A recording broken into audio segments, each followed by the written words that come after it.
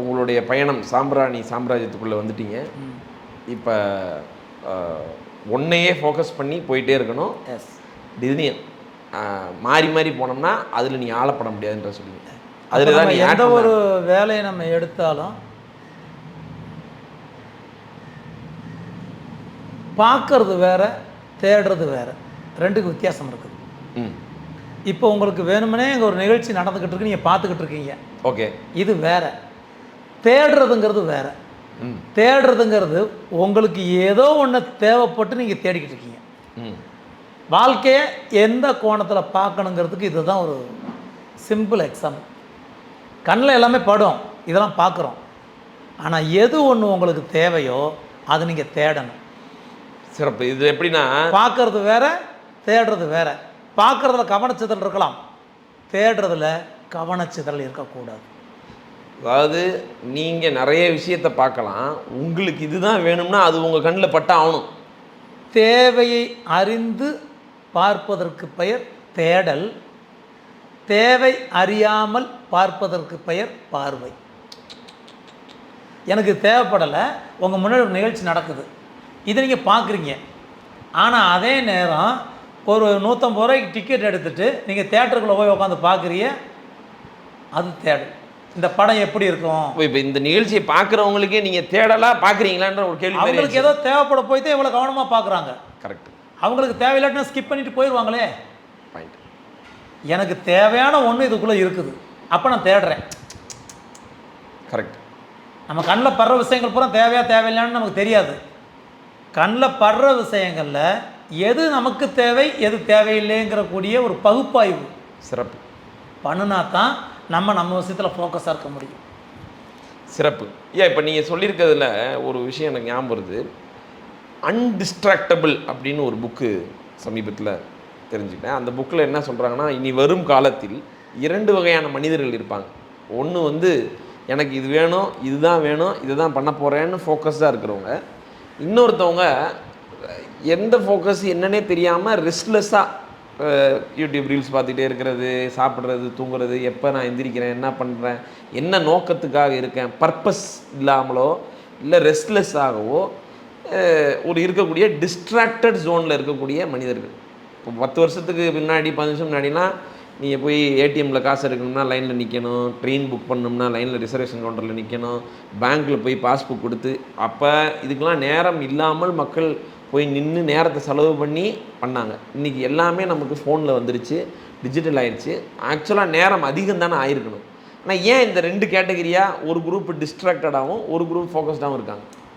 இல்லைங்க, புரிஞ்சவங்க தெளிவாக இருக்காங்க, புரியாதவங்க குழப்பத்தில் இருக்காங்க. ஓகே, இதுதான் பேசிக் அடிப்படையை நம்ம புரிஞ்சுக்க வேண்டியது.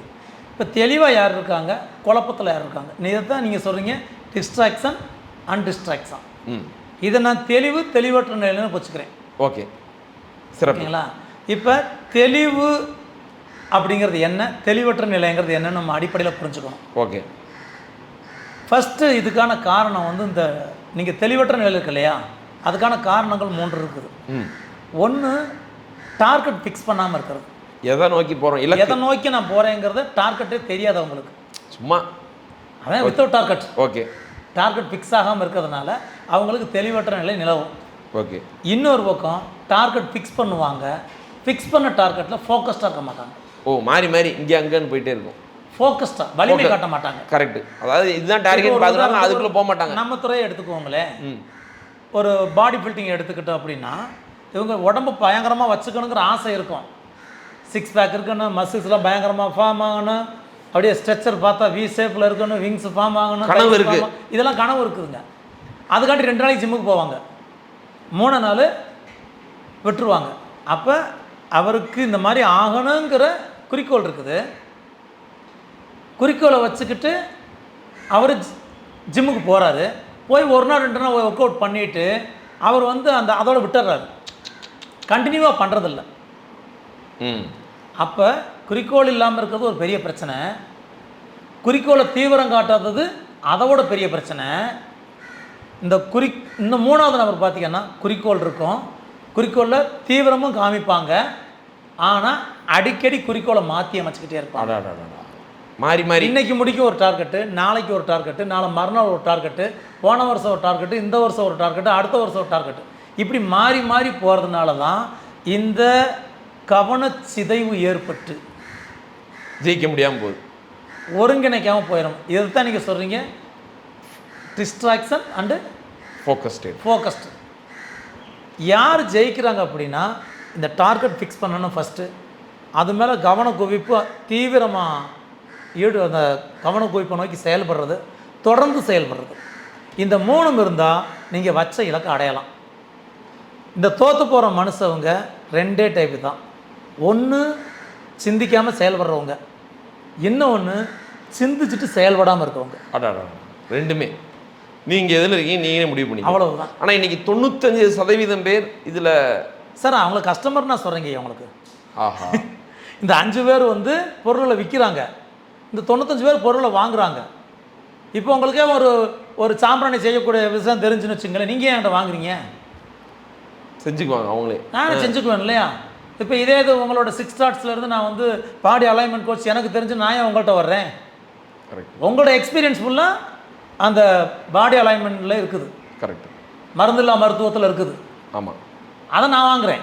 ஏன்னா எனக்கு தெரியாது, ஒரு மனுஷன் உலகத்தில் எல்லா விஷயத்தையும் கற்றுக்க முடியாது.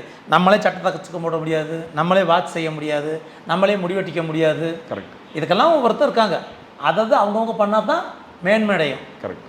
அப்போ நம்மகிட்ட இருக்கிற திறமை என்ன, நம்ம என்ன பிஸ்னஸ் பண்ண போகிறோம்? இந்த திறமையும் காலத்தையும் பொருத்தி பார்த்து அதுக்கான எதிர்காலம் எப்படி இருக்குன்னு பார்த்து நம்ம பிஸ்னஸ் பண்ணோம்னா நம்ம அதை ஜெயிக்கலாம். இங்கே தான் ஃபோக்கஸ்டு பீப்புளும் டிஸ்ட்ராக்ஷன் பீப்புளும் வித்தியாசப்படுறாங்க.